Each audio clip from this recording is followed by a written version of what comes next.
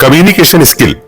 देखिए, बोलना तो हम 2 साल की उम्र में सीख जाते हैं, लेकिन क्या बोलना है, कैसे बोलना है, कब बोलना है और कहां बोलना है, यह सीखने में पूरी उम्र लग जाती है। और कम्युनिकेशन स्किल इन्हीं सब चीजों का मिश्रण है, इसलिए इसे सीखना भी जरूरी है। आपने सुना होगा कि कुछ लोग अपनी बातों को कम शब्दों में ज्यादा असरदार और प्रभावशाली तरीके से कहते हैं, जिससे सुनने वालों को लगता है कि काश मैं भी इसी तरह बातचीत कर पाता। कोई बात नहीं, communication skill is learnable skill. इसलिए सबसे पहले हम मोड ऑफ कम्युनिकेशन समझते हैं। इसके 3 मोड हैं। पहला है लैंग्वेज यानी भाषा, दूसरा है स्टाइल यानी शैली, और तीसरा है कंटेंट यानी विषय।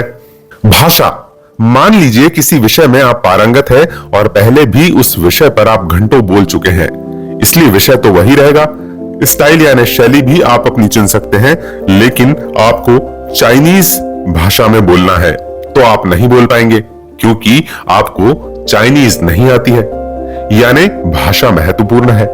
शैली, जिस भाषा में आपको बातें कहना है वो आपकी मातृभाषा है।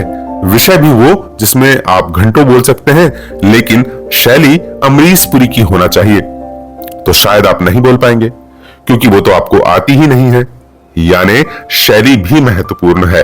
विषय, हिंदी, इंग्लिश या जिस भी भाषा में आप कंफर्टेबल हैं उसमें बोल सकते हैं। शैली भी आपकी है, लेकिन आपको रॉकेट साइंस पर कम से कम 3 घंटे बोलना है, तो आप नहीं बोल पाएंगे, क्योंकि इस विषय पर आप जानते ही नहीं हैं। और यदि जानते भी हैं तो 5 मिनट से ज्यादा नहीं बोल पाएंगे।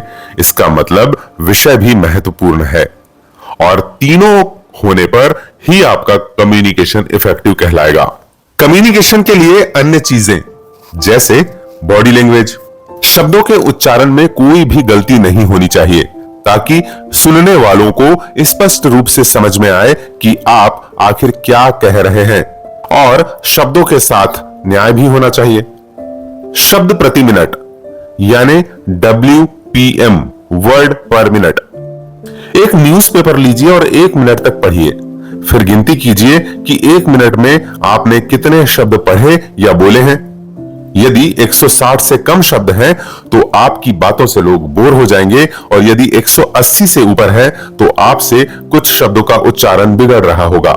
इसलिए कोशिश करें कि आपके वर्ड पर मिनट 160 से 180 के बीच में रहे।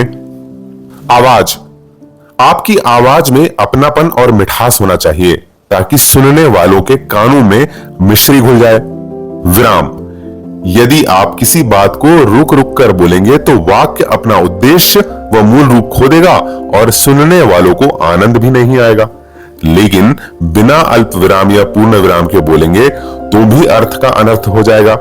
इसका सबसे फेमस उदाहरण है रोको, अल्प विराम, मत जाने दो। दूसरा, रोको मत, अल्प विराम, जाने दो। इसलिए विराम का जरूर ध्यान रखें। टोन, आपने लोगों को अक्सर यह कहते हुए सुना होगा कि उसने बात तो ठीक की, लेकिन उसकी टोन खराब थी, या उसकी टोन में अहंकार के भाव थे, या उसकी टोन से मुझे लगा कि वो मुझ पर हावी हो रहा है। इसलिए कहते हैं कि कड़वी बात कहते समय चेहरे पर मुस्कुराहट रखें और अपनी टोन पर विशेष ध्यान दें। वॉल्यूम, कुछ लोग इतने धीरे बात करते हैं कि ऐसा लगता है मानो वे फुसफुसा रहे हैं, जिससे उनकी बातें सुनने और समझने में बहुत दिक्कत होती है। वहीं कुछ लोग बहुत तेज आवाज में बात करते हैं, ये भी ठीक नहीं है, क्योंकि इससे सुनने वालों को लगता है कि वे चिल्ला चिल्ला कर बातें कर रहे हैं। स्टेज का इस्तेमाल, यदि आपको स्टेज पर खड़े होकर अपनी बात कहनी है तो पूरे स्टेज का इस्तेमाल करें, लेकिन भाग भाग कर नहीं, बल्कि आराम से चलते हुए, क्योंकि यदि आप एक ही जगह खड़े रहकर लंबे समय तक बोलते रहेंगे तो श्रोताओं को बोरियत होने लगेगी।